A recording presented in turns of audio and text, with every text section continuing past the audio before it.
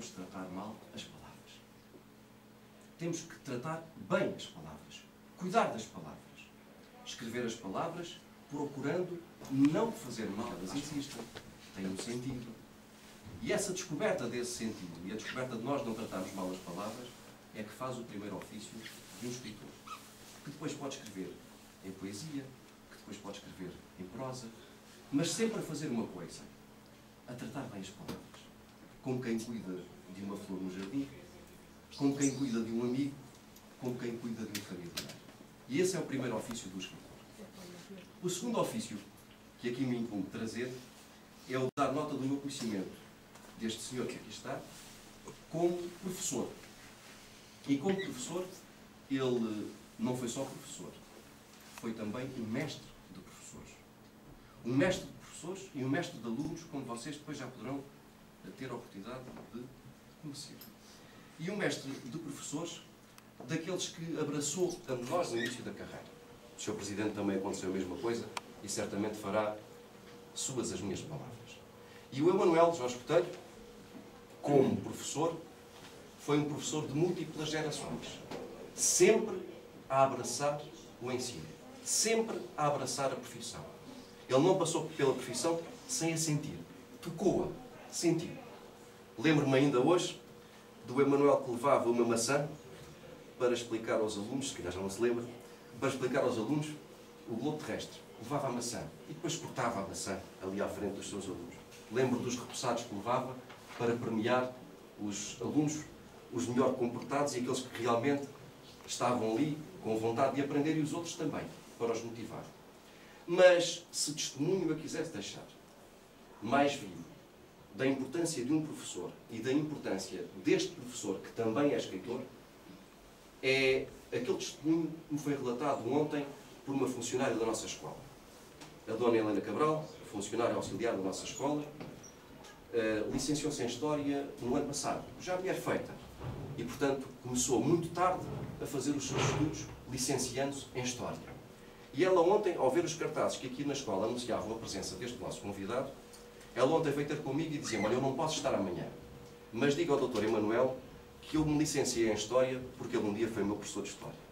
É com estas palavras que vos queria deixar o nosso ilustre convidado, e àqueles mais novos que aqui estão, aproveitem este tempo, porque não é todas as semanas que nós temos um homem assim connosco. Ninguém está sozinho. Como se pode estar sozinho no meio de uma multidão. Essas coisas treinam, tudo se treina. E eu perdi-me o princípio da tua pergunta, era se a solidão nos ensina a escrever. Ensina. Ensina-te a não ser precipitado, ensina-te a fazer tudo com calma, ensina-te a pensar, a tirar do pensamento o essencial e pôr de lado o que está a mais. Ensina muita coisa. E mais uma pergunta. Tudo. Se há mais alguma coisa que me inspire a não ser o mar Tudo pode inspirar a escrever. O mar tem a verdade, de vez em quando o mar, eu que queria abordar mais, mas perdi, mas o mar é uma inspiração permanente para quem cá vive. É natural. Mas tudo pode inspirar, até uma flor pode inspirar, uma criança pode te inspirar, um animal pode ser uma fonte de inspiração. Eu tenho um sonho que é acabar de deixar de escrever quando escrever um livro para os meus 2 gatos. Tenho uma gatinha e um gatinho, se eles morrerem eu quase que morro a seguir. Portanto, gostava de fechar, não daqui a muito tempo, com um livro dedicado a eles. Ele chama-se Bashu. Bashu era um poeta chinês. Escrevia umas poesias que se chamavam haikais, ou haiku. O haikai ou haiku é um poema muito curto, e a ideia principal é que com o mínimo de palavras se diga muita coisa. E ele chamava-se Bashu, o gato chama-se Bashu. E ela chama-se Shanta, uma palavra que é uma língua muito complicada. É isto. Diz, querido. O senhor acha mais importante escrevermos sobre o que sentimos e o que pensamos, ou sobre o que a sociedade reflete e nos propõe a escrever? Acho que pode escrever sobre as duas coisas, sobre a sociedade que propõe e sobre aquilo que tu sentes. Independente do que aquilo que tu sentes é reflexo daquilo que a sociedade te dá. Portanto, tu podes escrever um poema de crítica social, por exemplo. Há muitos poetas que escreveram sempre, alguns poetas neorrealistas, escreveram sempre sobre a maneira como estava a sociedade, sobre a miséria, sobre a pobreza, sobre a tristeza da vida, etc. Isto depende. Podes escrever sobre os dois focos, então podes juntar nisso. Em qual deles é que o senhor se fixa mais? Eu não sei. Eu não escrevo muita. Nas crónicas sim, mas em poesia não tenho nunca escrevi muito de crítica social. Não sei se é falta de jeito, se é porque não, quando leio esse tipo de poesia não me agrada muito o trabalho poético, o trabalho de texto que é feito, nunca escrevi muito. Nas crónicas, que são textos também cultos, critico muita coisa, mas feito de maneira mais ou menos poética, julgo a cidade de Ponte Delgado, cantos da cidade que desapareceram, coisas que foram desaparecendo e outras desgraças que foram aparecendo na cidade e na ilha. Mas na poesia não, na poesia muito pouco. Crítica social, poesia social, faço muito pouco, não há por nada, não me sinto à vontade. Gosto mais quando escrevo poesia, de pensar em coisas que ultrapassam, que estão para cima de mim, que são difíceis que eu não sei explicar e que tento explicar ali, que tento compreender, que tento interpretar. Gosto muito de andar no desconhecido, digamos assim. Aqui à frente. Tatiana, diz que O senhor leva a escrita como um trabalho ou como uma paixão? é como uma paixão. No nosso país ninguém pode levar a escrita como um trabalho, senão morrer à fome. Me influenciou muito, quer dizer, aprendi muito com ele, que era o Eugênio de Andrade. E há muitos anos eu tinha aí uma revista que me interessou no mundo. E a revista era feita cá, e era mandada para o continente, para duas livrarias, porque a gente não tinha poder para distribuir a muito sítio. E um dia mandei-me um poema muito lindo que se lembra do título, que se chamava As Crianças, e mandei-me também um manuscrito, que era para a gente publicar com a letra dele e também batida à máquina, não era como computadores, não havia computadores naquele tempo. Estava tudo pronto, quase a imprimir, eu recebo uma carta dele, um envelope grande, abro quando sai os correios, e a carta dizia mais ou menos assim: Manuel, se ainda for a tempo, gosto mais desta versão. O que é que isso quer dizer? Se ainda puderes, substitui esta maneira como eu escrevi o poema por aquela que te mandei anteriormente. Vocês estão percebendo até aqui? Pronto. Eu ia para aqui, li duas ou três vezes, quando disse o mesmo poema. Fui para a tipografia, que é o sítio onde se imprimem os livros, onde se fazem os livros, etc. Onde as letrinhas entram no papel e põem as palavras. E pedi ao senhor, o Ernesto, me fosse buscar depressa, que estava quase pronto para entrar para as máquinas. E fui ver, e li o que estava lá, e isto é bem. Depois de estar ali um bom bocado, eu e ele, é que nós descobrimos que a única coisa que eu tinha feito é, vamos imaginar, desta linha, tirei a palavra desta linha daqui e passei esta palavra para a primeira linha dali. Parecia que não era nada, mas era muito. Porque, em vez de ele era uma coisa e só dar uma interpretação, com aquela mudança de palavra podia dar 3 ou 4 interpretações. E a pessoa que lesse ficava enriquecida com isso. Porque aquela ele era de uma maneira, aquela ele era desta, e este senhor aqui era de outra maneira. Porque a poesia também é isto. A poesia não é para ser lido e traduzido direitinho, ponto por ponto, vírgula por vírgula. Cada um tem o direito de interpretar o texto como quiser. E os grandes poemas, normalmente, são poemas que a pessoa interpreta conforme sente e conforme olhou o mundo. Não são coisas fixas, taxativas. Digo, colega, se achar. Sendo o ato criativo um ato tão íntimo, solitário, não lhe custa aquele primeiro momento em que tem que partilhar com alguém um poema? que é estranho, o que eu quero dizer, se calhar é um ato de egoísmo. Eu nunca partilho com a minha companheira, nunca mostro aquilo que escrevi a ninguém. Não, já me pus, o que me está perguntando é curioso, que já, porque tenho amigos meus que fazem isso, e eu não consigo, então. Não sei se é por egoísmo, não é de certeza, porque eu nunca fui egoísta.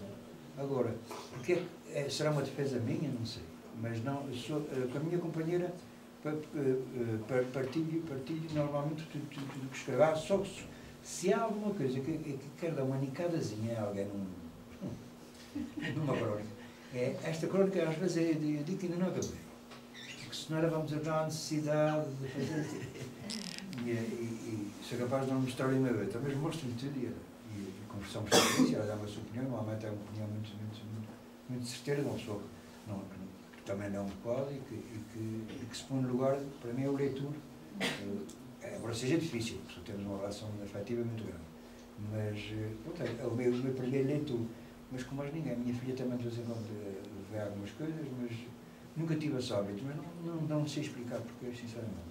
Eu já falar com nós para nos incentivar a escrita, já há 2 conselhos. Tem, para aquele conselhos nunca, olha, ler muito. Por sempre um livrinho para ler uma página por dia. Não é preciso ler muito, ler uma página, 2 páginas por dia. Ler muito. Não ter pressa. Escrever e às vezes, se a gente tem dúvida, não dar o texto por acabado. Não há nada que costumamos dizer, na hora que uma gaveta do lado direito por ter aquele texto não está saindo como a gente quer, não está pronto, guarda-se na gaveta, 1 mês ou 2 meses depois a gente tira-o para fora novamente e de certeza que já tem a solução para resolver para dar o texto acabado, se calhar para daquele texto só restar uma linha e reformular, quer dizer, refazer, voltar a fazer o texto tudo. Tem que ser assim, é um trabalho de muita paciência, de muito rigor, de estar sempre com os pés bem assentes na terra, fundamentalmente é isso. Olha, é uma frase que eu gosto muito de dizer que é assim, é dar a cada palavra a nossa palavra de honra. A gente dá a palavra de honra quando vai fazer uma coisa, quando vai cumprir, etc. Dar a palavra de honra quer dizer que vou respeitar a palavra até o fim. Não vai pôr a palavra, não é aquela palavra para despachar, aquela não serve, vai procurar a palavra certa para o lugar certo. Em todo o momento. Acha melhor escrever em computador ou sentir o papel? Eu, na minha idade, eu tenho dificuldade em escrever, não sei trabalhar com computadores, até por questões da saúde. Gostava de saber, pelo menos, processar texto, mas nem isso sei, não é. Mas escrever diretamente no computador, para mim, é assim um bocado complicado para a minha cabeça. Mas para a minha cabeça é de 63 anos. Agora, eu creio que é natural as pessoas gostarem de escrever à mão, como eu gosto. Escrever à mão e depois passar a computador, isso não tem mal nenhum. Escrever diretamente no computador, eu mesmo antigamente, na máquina de escrever, eu nunca conseguia. Tive sempre que fazer, não tem nada contra quem faz, mas eu quero fazer. Mas nunca consegui escrever diretamente à máquina. Nunca conseguiria escrever diretamente no computador, prefiro sempre. Gosto sempre de sentir fazer aquelas coisas, aqueles truques, aqueles bonitos que vocês ouviram, que são aquelas tolinhas, digamos assim. E depois então, pronto, depois tenho que passar à máquina quando é para mandar o texto para publicação, senão ninguém percebe. Mas se quiseres, se conseguires escrever diretamente no computador, ótimo. O computador limpa, faz a mesma coisa que eu faço com uma caneta de ferro mais grossa, que eu gosto de ver depois aqui bem arriscado. Depois também tem um aspecto visual, isso é engraçado. Tu limpas também no computador, tiras a palavra, é até mais rápido. Se conseguires, outro, magnífico. Eu concordo com prazos de escrita. Eu não digo que seja culpa dos professores, que são as ordens que lhes são montadas, mas é que se foca no fato de termos de improvisar um texto sem procurarmos inspiração para ele.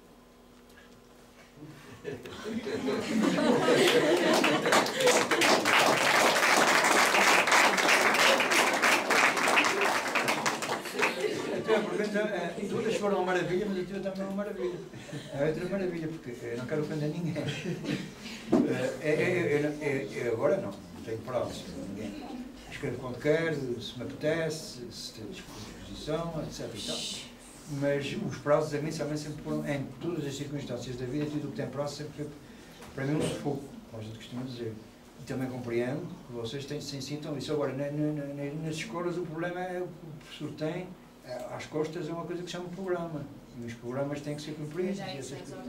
As ordens superiores são muito complicadas. Se o professor pudesse gerir o programa à sua maneira, possivelmente não diria tens que fazer até o dia 10 o que tu podes. Se calhar até o dia 10 não vais conseguir. Tu disseste muito bem, não chegam as ideias. E a pessoa quando está pressionada, ainda é pior. Aliás, eu digo às pessoas, quando pedirem alguma coisa, peçam com 2 meses de antecedência. É verdade. Vamos pensar. É que és capaz de me arranjar para amanhã. Para amanhã não é pensar nisso. Eu nem conseguia sentar-me, ficava assustado de olhar para o papel e não conseguia fazer nada. Agora, nas escolas, acredita que as pessoas não fazem isso por maldade. É porque não tem safra. Alguns dias antes do dia do pai, meu pai entrou nos meus sonhos e esteve comigo a dar-me repouso. Eu era um miúdo em tempo de botas de bezerro, como se dizia no meu tempo. E estávamos sentados à conversa pertinho do mar. Meu pai tinha sempre a alma no mar. Viajava sozinho nas águas de um planisfério, nas páginas de Melville, que é do Moby Dick, ou de Conrado, no toque alado, quer dizer, com asas, de uma escama, na canção de um navio a despedir-se do porto. Quando acordei, amanhã era um suave rumor de seixo. Seixos são as pedrinhas do colhão. Foi por esse tempo, pelo tempo do meu sonho, que meu pai me ofereceu um pequeno veleiro a que puseram o nome de Vaga. Construíram-o ao serão, depois de ultimar com muita prima, quer dizer, com muito cuidado, o insulso, quer dizer, o chato, trabalho que lhe couber em sorte. No próximo fim de semana, disse-me ele, vamos pô-lo a navegar no tanque que fica junto ao Forte de São Brás. Ali, no fim da avenida, mesmo no fim da avenida, tem ali um tanquezinho, quando era novo, quando era miúdo, a gente ia para ali com barquinhos brincar. E ele vai andar sozinho, questionei, perguntei. Claro, basta um leve sopro de vento e a gente ter vontade de ir ao leme. Não herdei de meu pai, perdoa-me José, o gosto pela viagem que ele manteve hasteada, quer dizer, sempre em cima, na sua vida. Mas foi com ele que aprendi que o meu coração era uma ilha. A gente volta a encontrar-se, José. Eu sei que estás na parte do céu que está dentro do mar.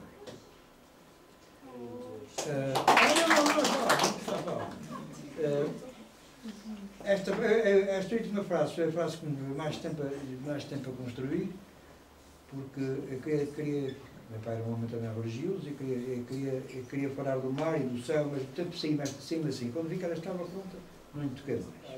Não avançava. Linha na ponta do dedo indicador, à espera do sinal de anzol trincado, fechava-se assim.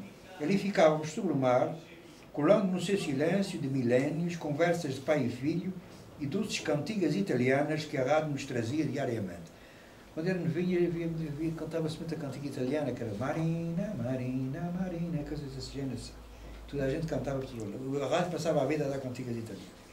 Se o barco estava esquivo, quer dizer, se fugia, o meu ânimo não ficava quebradiço, quer dizer, não se ia embora, estava sempre animado.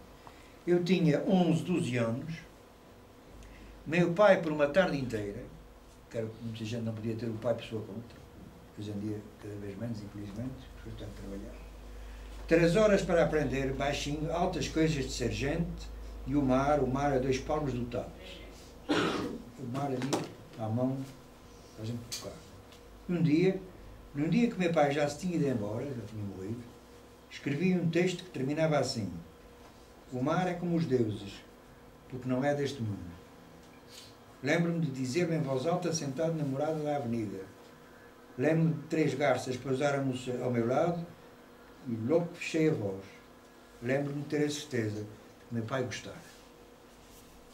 Vou terminar.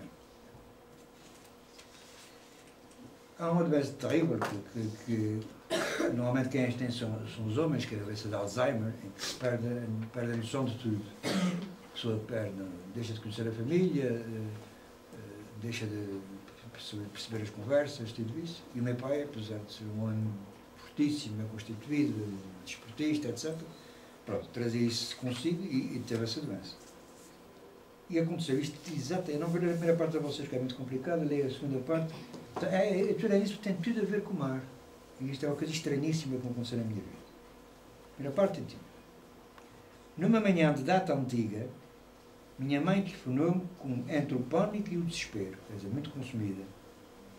Meu pai desaparecera de casa e nada se sabia do seu paradeiro. Tranquilizei-a, disse-lhe o que um filho diz para pôr afago no sofrimento da sua mãe e fui sentar-me no carro a decalcar no papel das recordações o para onde um pequenino bago de memória, que o meu pai podia ter, era um bago de memória, uma gotinha de memória, não tinha mais nada, conduzira os passos do meu pai.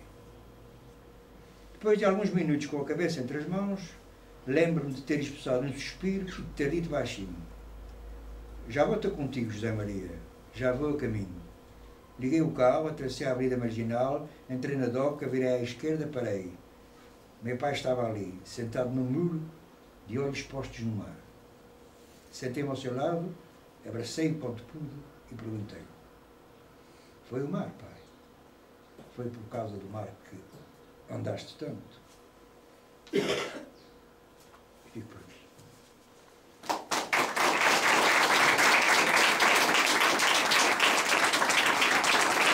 Que nos trouxe a liberdade, uma revolução com cravos no cimo das espingardas, e quando há 20 anos se comemorou, há 19 anos se comemorou os 20 anos do 25 de Abril, éramos colegas na Cantamaia e o Emanuel traz-me, na altura, uma folha com o poema impresso do seu 25 de Abril, dos seus 20 anos do 25 de Abril.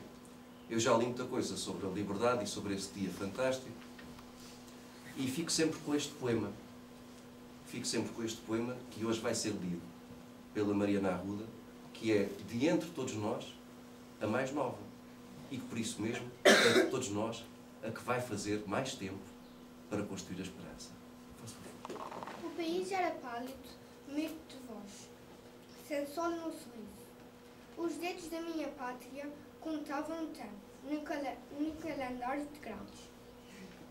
Num dia de há 20 anos, os lábios dos homens beijaram a liberdade.